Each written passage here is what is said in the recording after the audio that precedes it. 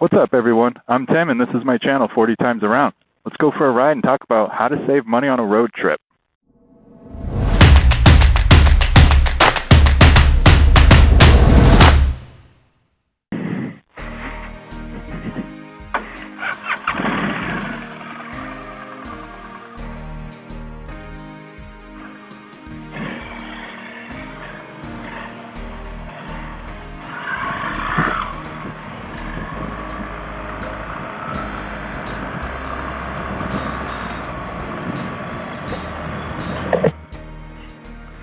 What's up, everyone? I'm Tim, and this is my channel, 40 Times Around, where we talk about everything related to motorcycles, camping, traveling, and adventure. And today we're going to talk about 5 tips to save money on a motorcycle road trip. So, of course, this video looks a little bit different than my usual videos. I'm trying something a little different here. I've been wanting to test out the moto vlog style for a while now because it just feels a little more relaxed and casual, and just kind of like you guys are along for the ride with me. So I know a few of you guys have actually asked me for more riding videos, so I figured I'd try it out. Hopefully it goes well. Still kind of figuring it out.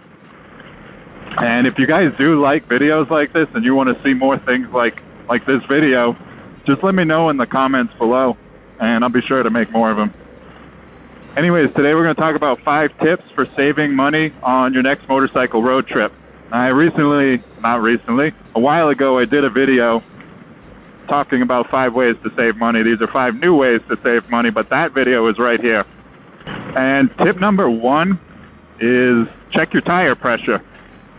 For one, right off the bat, tires are going to last a lot longer if they're properly inflated. So this is obviously going to save you a lot of money if you're on a big trip. You want to get the most amount of mileage out of your tires as you can. But there's another aspect to this, and that is fuel economy, which on a motorcycle, I'll admit, is not always a huge deal because, well, fuel is your biggest expense on a motorcycle trip typically. For me, it is at least. But if you're talking about a couple miles per gallon, it's not going to be a huge difference unless you're on like a 10,000 mile trip. And it's definitely going to be noticeable. It's also going to be a lot safer. Keep your tires inflated properly. Another aspect to that is just overall general maintenance. For one, you're going to avoid any unforeseen, unexpected issues. Anything that's going to end up costing you a lot of money in the middle of a trip. So keep up on your brakes before you leave. Things like that, your oil.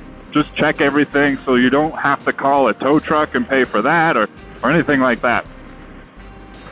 And another aspect to proper maintenance is going to be that your bike's going to run more efficiently with good oil, a new filter, air filter, fuel filter, things like that. Everything's just going to run more efficiently and you're going to save money on fuel that way. Tip number 2 is to avoid eating near tourist attractions. This is the big one. What I'll do is when I'm traveling, my trips revolve around going to national parks that I want to visit. And what I'll do is I'll either bring snacks with me to the national park or I'll just wait to eat, because honestly, you go to any kind of tourist attraction, you're going to pay twice as much and the food is half as good. So just bring some snacks in with you. General rule of thumb is eat where the locals eat when you're traveling. It's going to be less expensive and the food's going to be better, and you're going to get that local flair that traveling is kind of all about. And it's going to save you a lot of money. I don't know about you, but I've been in a national park when I didn't have food with me. And to pay $12 for a pre-made sandwich that's basically a bologna and cheese sandwich, I mean, it's not that exciting and it's really expensive. So it's kind of disappointing when you spend that kind of money, especially if you're like me and you're traveling on a budget. And if you're watching this video about how to save money on a road trip, you probably are. Tip number 3. This is not for everyone, but I have had great luck with this tip. And that is to when you're in certain areas, utilize timeshare sales pitches. I have made out like a bandit on this routine quite a few times. So about 5 years ago, when I took my first big trip, I ended up in Las Vegas for a few days, just getting out of the desert, out of the heat, hanging out in the air conditioning and resting for a few days. And Vegas, it can get really expensive. So what I found was, I had these people hassling me, hey, you want to go to a free show, blah, blah, blah. And I didn't know what it was at first. And one of them just happened to use the right combination of words to pique my interest. And I was like, okay, what's this about? And basically I went and I sat, and just so you know, when you do this, they have 90 minutes, and then you say no and you walk out the door and you're done. They can't keep you, they can't hassle you, they can't give you a hard time about it. And so I went there, I sat there for 90 minutes. Now, number one, I got free lunch out of the deal, which was great. But I also got two tickets to go see a show that was $100 each, those tickets. So that's $200 right there.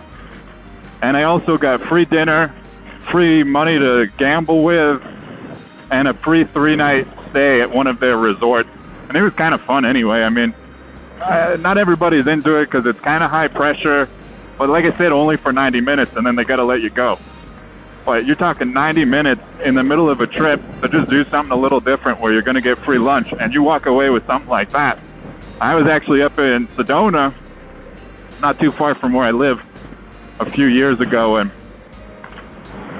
we got offered to take a helicopter ride to go sit at a timeshare, and we did, and oh my God, it was incredible. If you ever get a chance to take a helicopter ride, definitely give it a shot. Especially someplace like Sedona. I mean, those red rocks up there are amazing. I'll have to take you guys up there one day, for those of you that aren't from this area, show you what Sedona looks like. But I mean, it's just absolutely breathtaking. And to see it from up high like that is really, really incredible. And just, I mean, I would have paid $200 for that. And honestly, I wouldn't have been able to afford it in that situation. So it was an opportunity that I wouldn't have otherwise been able to do. And it saved me a lot of money. So definitely timeshares are worth it. Just try not to buy them. Tip 4 is laundry. Now, obviously, if you're on a long trip, you're going to have to be doing laundry. It's not possible to pack enough clothes for a 10-day trip.